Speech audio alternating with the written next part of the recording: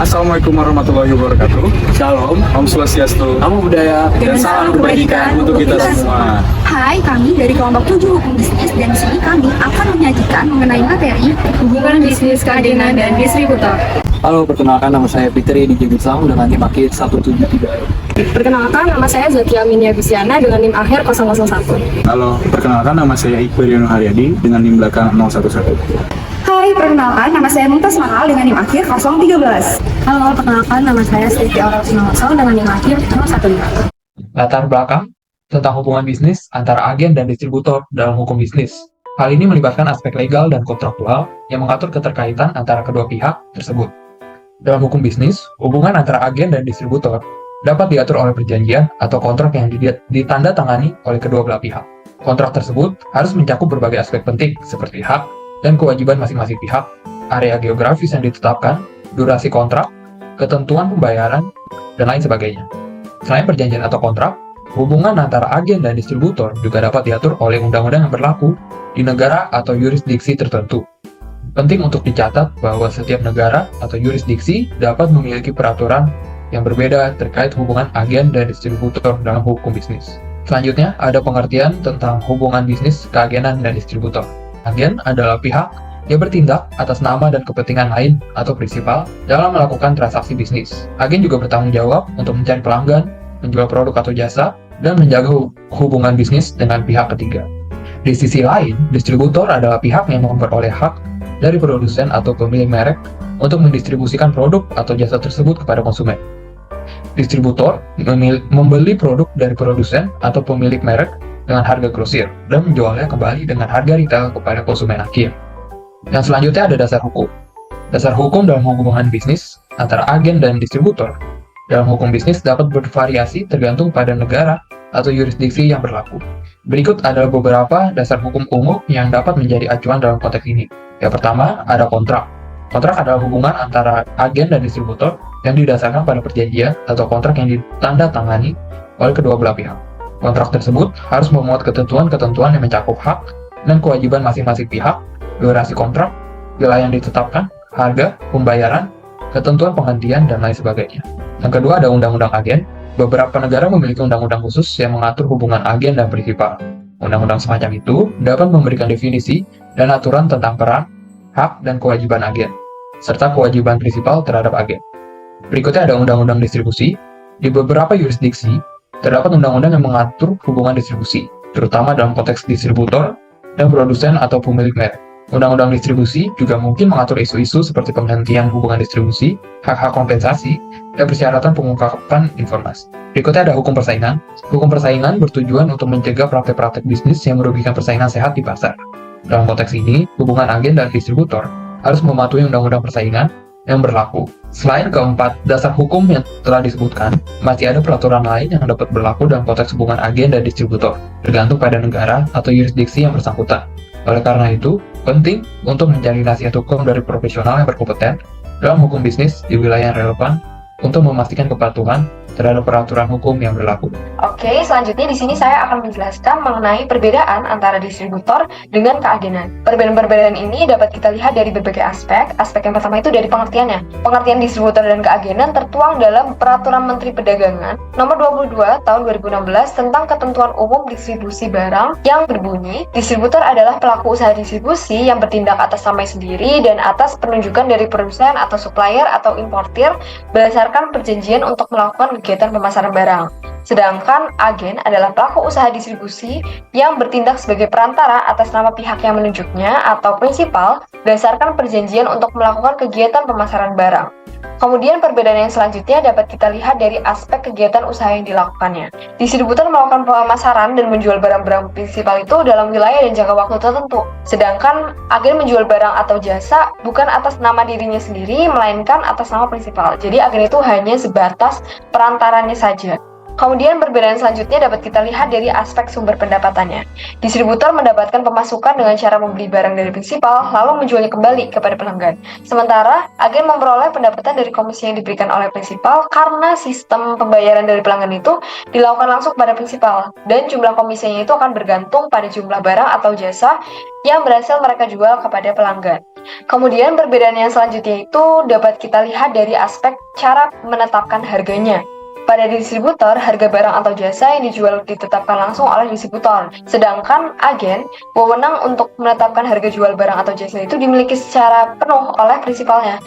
Kemudian selanjutnya, perbedaan distributor dan keagenan itu dapat kita lihat dari aspek tanggung jawab dan wewenangnya.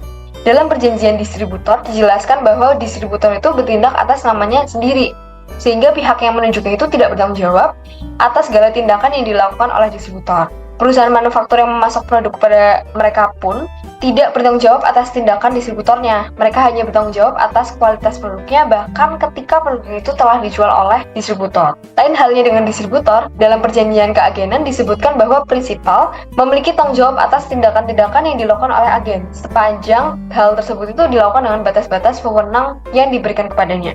Kemudian perbedaan distributor dan keagenan yang terakhir dapat kita lihat dari aspek jenis produk yang dijual.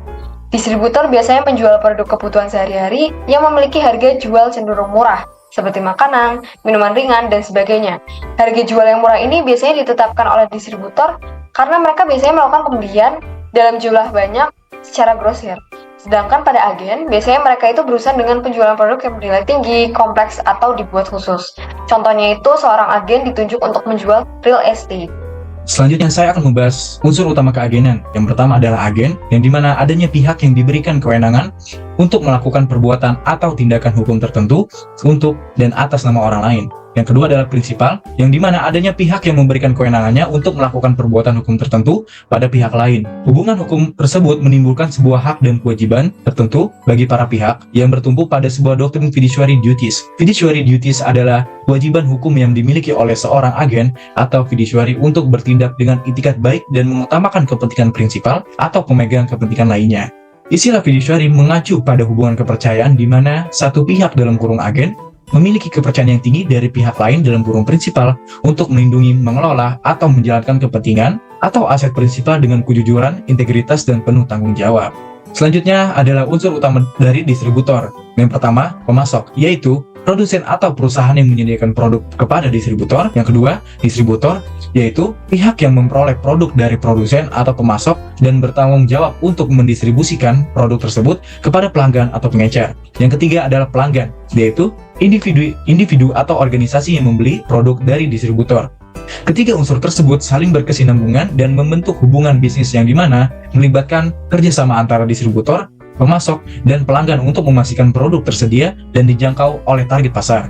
Distributor berperan sebagai penghubung antar pemasok dan pelanggan dengan melaksanakan fungsi-fungsi distribusi, pemasaran, dan pelayanan yang efektif. Selanjutnya adalah prinsip dasar keagenan, doktrin respondet superior atau fiduciaris liability, yang dimana prinsipal master employer bertanggung jawab atas kerugian yang timbul terhadap pihak ketiga yang diakibatkan kesalahan tindakan dari agen pembantu kerja selama perbuatan tersebut dilakukan masih dalam lingkup pekerjaannya. Sedangkan prinsipal employer lazimnya tidak bertanggung jawab atas tindakan yang menimbulkan kerugian terhadap pihak ketiga atas kesalahan yang dilakukan oleh independent kontraktor. Nah, independent kontraktor adalah mereka yang mengikat diri dalam suatu kontrak dengan pihak lain untuk bekerja dengan metode yang mereka miliki sendiri dan tanpa adanya pengawasan atau kontrol dari pemberi kerja kecuali hasil pekerjaannya. Mereka melakukan sebagian dari sebuah pekerjaan besar, misalnya kontraktor bangunan. Lalu, mereka pun tidak mewakili pemberi pekerjaan dalam kaitannya dengan hubungan atau transaksi dengan pihak ketiga. Sedangkan, agen bekerja untuk dan atas nama serta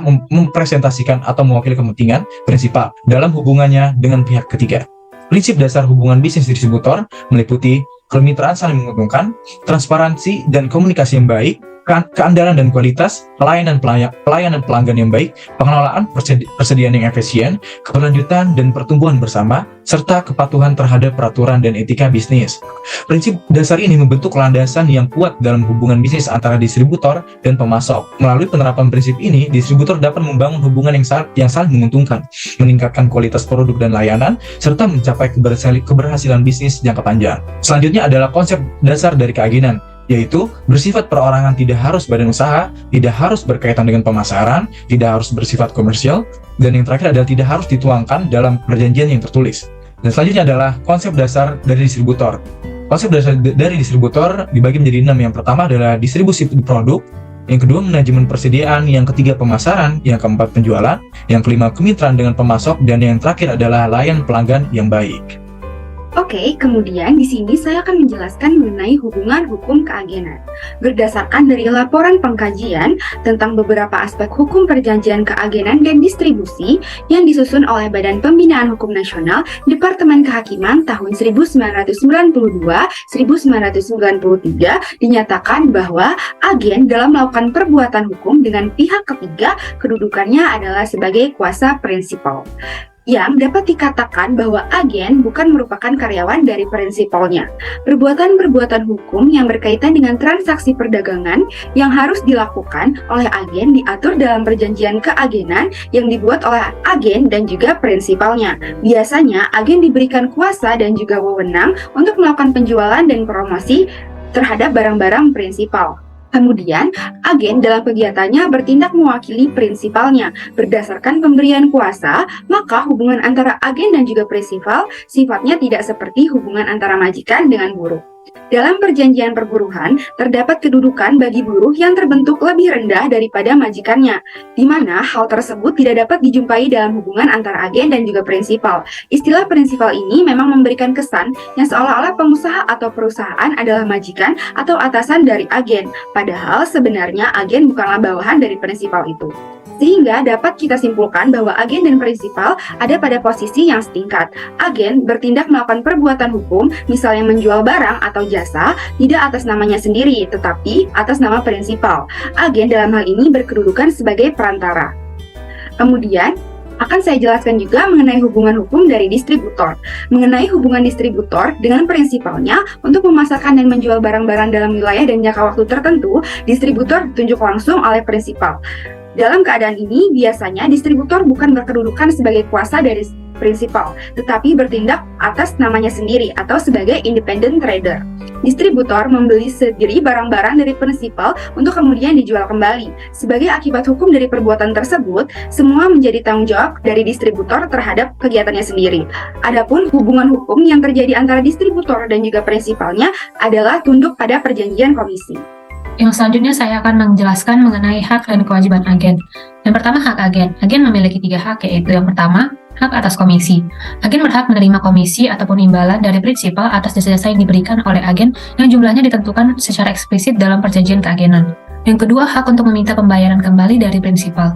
Agen memiliki hak untuk meminta pembayaran kembali semua biaya dan pengeluaran yang ia lakukan sehubungan dengan pelaksanaan pekerjaan keagenan untuk kepentingan prinsipalnya. Yang ketiga, hak untuk dibebaskan dari segala tanggung jawab hukum.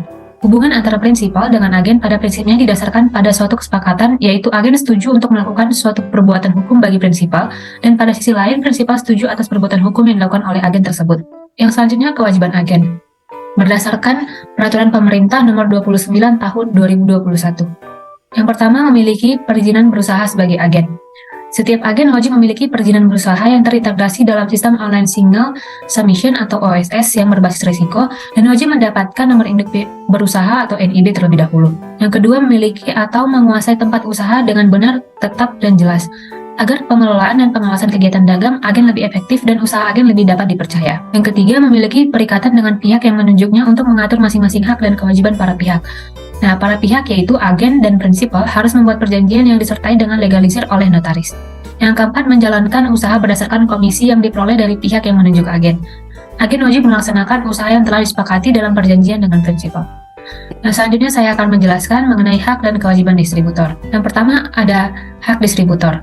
Pertama, hak mendapatkan persamaan perlakuan bagi sesama distributor oleh perusahaan. Yang kedua, hak mendapatkan imbalan dari perusahaan sesuai dengan ketentuan yang sudah ditetapkan bersama perusahaan. Yang ketiga, hak mendapatkan pelatihan secara berjenjang yang diselenggarakan perusahaan. Dan yang keempat, hak mendapatkan berbagai fasilitas seperti sistem pemasaran dan brosur produk yang diterbitkan oleh perusahaan. Yang selanjutnya, kewajiban distributor. Yang pertama, menjaga nama baik perusahaan dan karyawan perusahaan dengan melakukan tindakan sesuai dengan ketentuan. Yang kedua, melakukan bimbingan pembinaan, motivasi, penjelasan, dan pelatihan sesuai dengan kaidah perusahaan.